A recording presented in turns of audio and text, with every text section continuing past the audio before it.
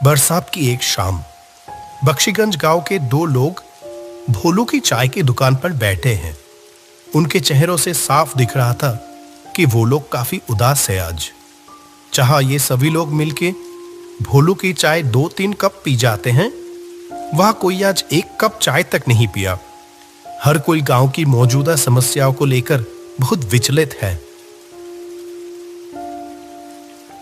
इसी बीच गांव की वर्तमान हेडमास्टर कैलाश उपाध्याय भोलू की चाय की दुकान पर आ पहुंचे।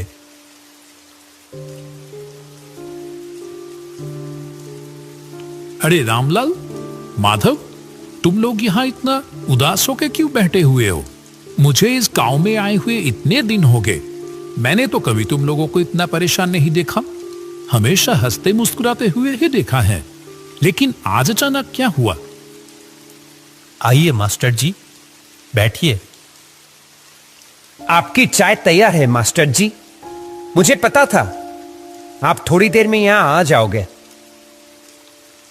हाँ हाँ बोलू, आज अपनी वो अदरक वाली चाय पिलाना मुझे, ठीक है? बहुत देर से सर दर्द कर रहा है। और हाँ, तुम लोग बताए नहीं कि हुआ क्या है, इतने उदास क्यों हो? असल में क्या है ना मास्टर जी, हम सभी लोगों का आज मन बहुत उदास है।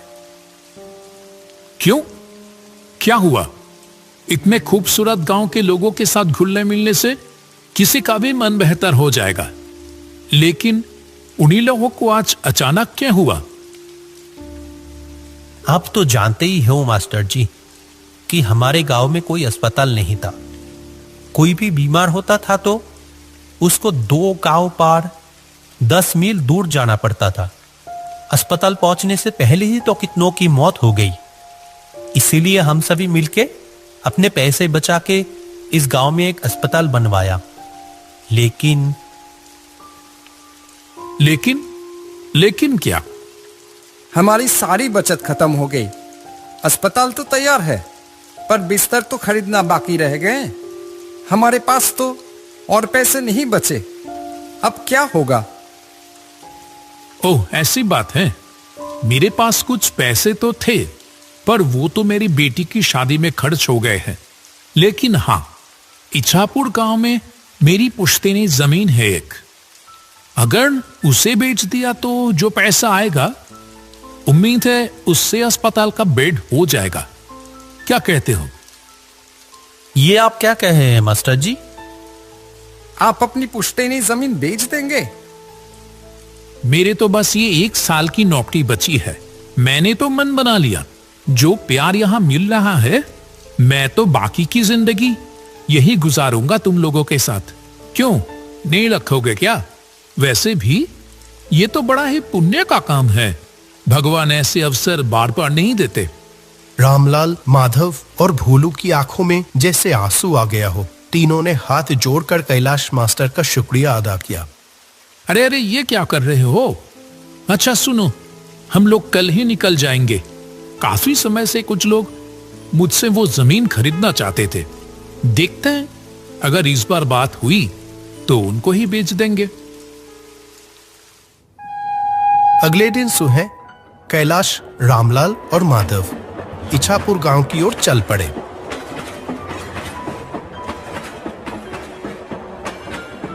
जब वह ट्रेन में थे, बाहर बहुत जोर से बारिश हो रही थी।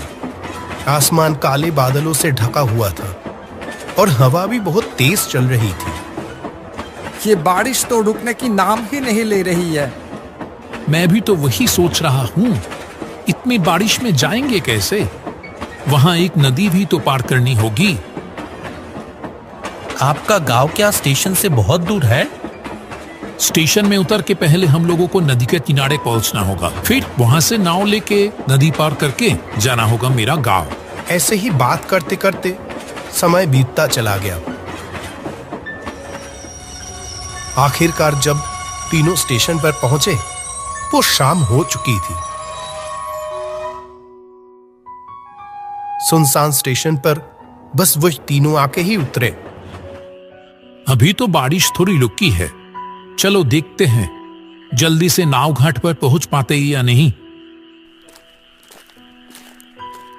वो तीनों स्टेशन से बाहर आ गए।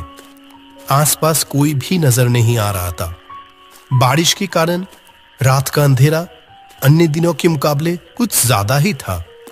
घने काले अंधेरे ने चारों ओर जैसे एक जादुई माहौल बना दिया था। वह स्टेशन के पास एक बरगद के पेड़ के नीचे आके रुके। यहीं पर रिक्शा मिलता था। आज तो एक भी रिक्शा नहीं दिखाई दे रहा। इतनी बारिश की मौसम में क्या ही मिलेगा।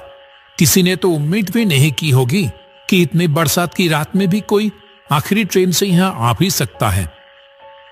अब क्या किया जाए? चलो पैदल ही चलते हैं। मुझे तो कोई और रास्ता दिखाई ही नहीं दे रहा।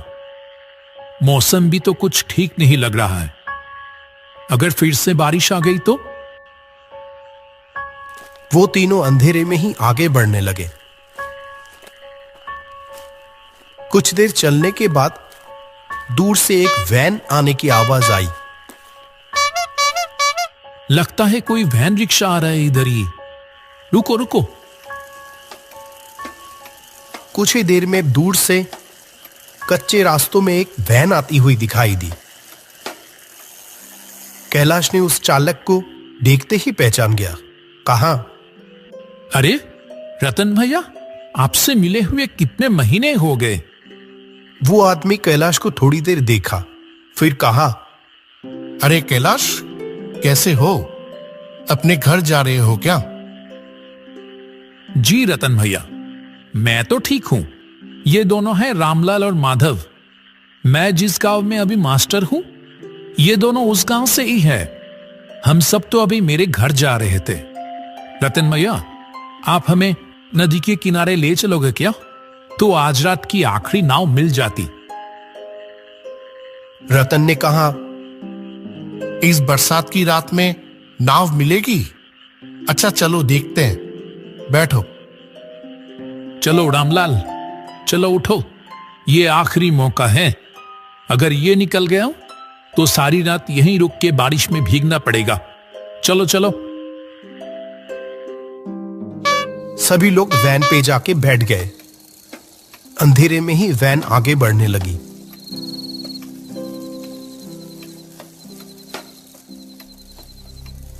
कुछ देर बाद कैलाश ने रतन से पूछा, आपकी तो इतनी उम्र हो गई रतन भैया, फिर भी आप अभी भी वैन चलाते हो? आपको तकलीफ नहीं होता? तकलीफ? हाँ, होता था पहले, अब नहीं होता है। पहले होता था, अब नहीं होता है। इसका क्या मतलब है? वो कुछ नहीं। तुम तो बहुत दिनों बाद इछापुर गांव आए हो। हम लोगों को तो भूल ही गए हो तुम। नहीं नहीं, ऐसी बात नहीं है रतन भैया। दरअसल काम के सिलसिले में मैं अभी जहां रहता हूं, वहां से आमतौर पे आना जाना हो नहीं पाता है। आज भी तो एक जरूरी काम से ही आया हूं। गांव में मेरे बाप दादा की जो जमीन है ना, उसे ही बेचने आया हूं। बेच दोगे? क्यों, क्या हो गया? कोई मुसीबत? हाँ, मुसीबत तो है। जिस गांव में मैं रहता हूं अभी, उस गांव के सभी लोगों ने अपने बचाए हुए पैसे से अस्पताल बनवा तो दिए हैं, लेकिन वो अस्पताल की बेड खरीदने की पैसे नहीं जुटा पा रहे हैं। इसीलिए मैंने सोचा कि अपनी पुश्तैनी जमीन बेचकर उनकी थोड़ी मदद कर दूं।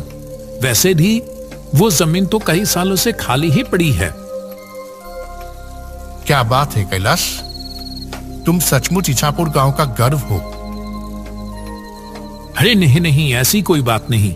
ये देखो ना, ये रामलाल, माधव, ये सभी भी किसी से कम है क्या? ऐसे ही बातचीत चलते चलते सभी लोग नदी के किनारे आ पहुंचे। जब वो तीनों नदी की ओर देखें, तब नदी बहुत तेज बह रही थी। जो नदी हर वक्त शांत रहती थी, वह आज बिल्कुल अलग दिख रही थी। नदी के किनारे कुछ नाव बंधी हुई थी, लेकिन चलाने वाला कोई भी दिखाई नहीं दिया। जो सोचा था वही हुआ।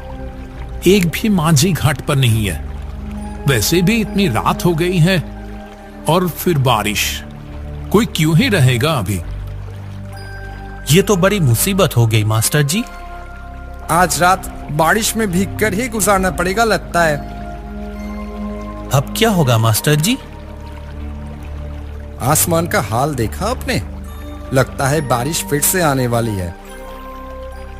आसमान में काले बादल फिर से आना शुरू हो गए। नदी की ओर से हल्की हल्की ठंडी हवा भी चलनी शुरू हो गई। रतन भी उन लोगों के साथ वहीं खड़ा था। जब वो तीनों बात कर रहे थे तभी उसने कहा, अगर आप लोग बुरा ना मानो तो मैं एक बात कहूं। आप ऐसे क्यों बोल रहे हो रतन भैया? बोलिए ना, क्या कहना चाहते हैं? लगता है थोड़ी ही देर में बारिश फिर से शुरू होगी और अभी तो कोई माझी भी नहीं है घाट पर जो नाव से अपनी घर जा सकोगे। उसके बजाय एक काम करो, वो देखो सामने ही मेरा घर है। सब लोग वही चलो, आज की रात वही गुजार लेना। हाँ, सही कह रहे हो आप। इससे पहले भी तो कितनी बार आपकी गाड़ी में स्टेशन गया हूं आपको आपकी घर से बुला के। क्यों रामलाल, माधव, और तो कोई रास्ता नहीं दिख रही है। आज की रात वही गुजार लें। रतन भैया आज हमारा कितना बड़ा उपकार किया है, क्या बताओ। हाँ, माधव ने सही कहा। हम रतन भैया के घर पे ही चलते हैं, नहीं तो इस बरसात की रात में बड़ी मुसीबत में पड़ जाएंगे। सभी लोग मिलके रतन की घर की ओर बढ़ने लगे। जैसे वो घर के अंदर घुसा, एक अजीब सी बदबू आने लगी अंदर से, मानो बहुत दिनों बाद कोई इस घर को खोल रहा हो। रतन भैया, घर के अंदर इतनी बदबू क्यों? ये फर्श भी कैसा भीगा भीगा सा लग रहा है। असल में ये घर तो आधी समय बंद ही पड़ा रहता है। मैं तो अपनी गाड़ी लेकर बाहर ही रहता हूं और पानी शायद खिड़की से अंदर आया होगा। कमरे की कोने में एक टूटी खुली हुई खिड़की से हल्की सी रोशनी आ रही थी। घर में खाना तो कुछ नहीं है। मैं तो आप लोगों के लिए खाने का इंतजाम ही नहीं कर पाया। आप उसकी चिंता मत करो। इतनी खराब मौसम में रात को रहने के लिए जगह मिल गई, इससे ज्यादा और क्या चाहिए। अगर आप नहीं होते तो आज रात हम लोग कैसे बिताते, भगवान ही जाने। अरे ऐसी कोई बात नहीं है। ठीक है, आप लोग सो जाओ। और आप कहां रहोगे? मैं बाहर सो जाऊंगा, कोई परेशानी नहीं होगी। क्यों, आप हम लोगों के साथ सो जाओ ना। नहीं नहीं, मुझे कोई दिक्कत नहीं होगी। ये बोल के रतन बाहर चला गया और वो तीनों जमीन पर चटाई बिछाकर लेट गए। तब गहरी रात, अचानक कैलाश की नींद खुल गई। एक अजीब सी आवाज आ रही थी, जैसे कि कोई घर से थोड़ी दूर जमीन खोद रहा हो।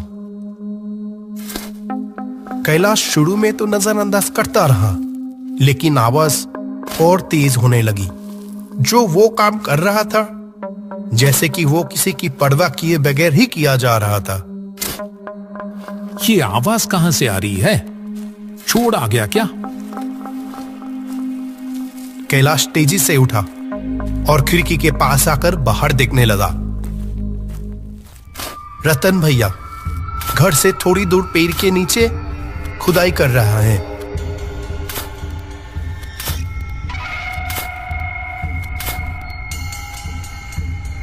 माधव, रामलाल, उठो, जल्दी उठो। मुझे यहां कुछ ठीक नहीं लग रहा है। रामलाल और माधव दोनों नींद से जाग गए। कैलाश ने दोनों को खिड़की के पास बुलाया। अरे, रतन भैया कहां गया?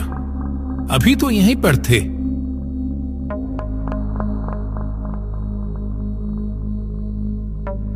आपने ठीक देखा था मास्टर जी? हाँ हाँ बिल्कुल। चलो तो बाहर।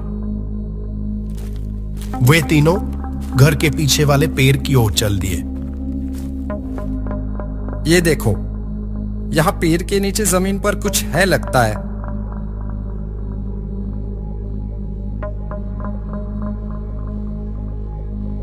मैंने रतन भैया को यही देखा था।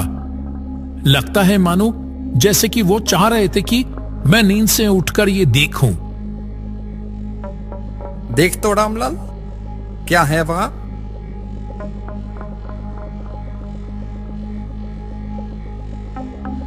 मिट्टी को हाथ से थोड़ा हिलाने पर रामलाल को पैसों से भरी हुई एक कलश दिखाई दी। अरे इसके अंदर तो बहुत सारे पैसे हैं। सच में? लेकिन ये है किसके? रतन भैया भी कहां चले गए? ठीक है, वो दूसरों की पैसे है, उसकी हमें जरूरत नहीं। वो जैसे था उसको वैसे ही रख दो अच्छे से और चले आओ वहां से। ठीक उसी वक्त वो पेड़ जैसे हिल उठे। तीनों ने ऊपर देखा तो वहां लंबे पैरों वाला एक भयानक चेहरा बैठा हुआ था।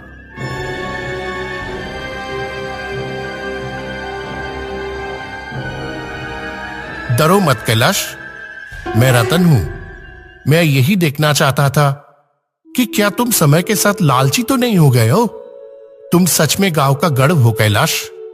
तुम चाहते तो ये पैसे आसानी से ले सकते थे, और मैं अकेला बूढ़ा आदमी तुम तीनों के सामने तो टिक भी नहीं पाता।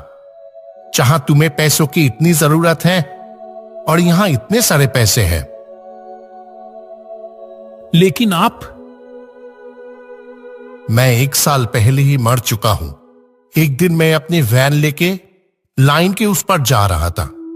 ऐसे में एक ट्रेन आके, छोड़ो उस बात को, मैं मर तो चुका हूं, लेकिन मेरे बचाए हुए पैसों की वजह से मुझे मुक्ति नहीं मिल रही थी। मैं किसी सच्चे इंसान की तलाश में था। आज मुझे वो मिल गया। आप लोगों से बात करके ही मैं समझ गया था कि आप लोग सच्चे इंसान हैं। मैं थोड़ा जांच लिया बस। ये पैसे ले जाओ और अस्पताल के लिए लगा दो। तुम्हें अपना पुश्तैनी जमीन बेचने की कोई जरूरत नहीं है कैलाश। यहां जो पैसे हैं उससे अस्पताल का काम पूरा हो जाएगा। रतन भैया, अब मुझे मुक्ति मिलेगी। आप सब लोग अच्छे से रहना। ये कहते हुए रतन का भयानक चेहरा हवा में गायब हो जाता है। वो तीनों बस पैसों से भरे हुए कलश को देखते रह गए। बारिश की रात एक भूतिया घर में बिताए हुए वो पल उन लोगों के मन में पूरी तरह से कैद होके रह गया।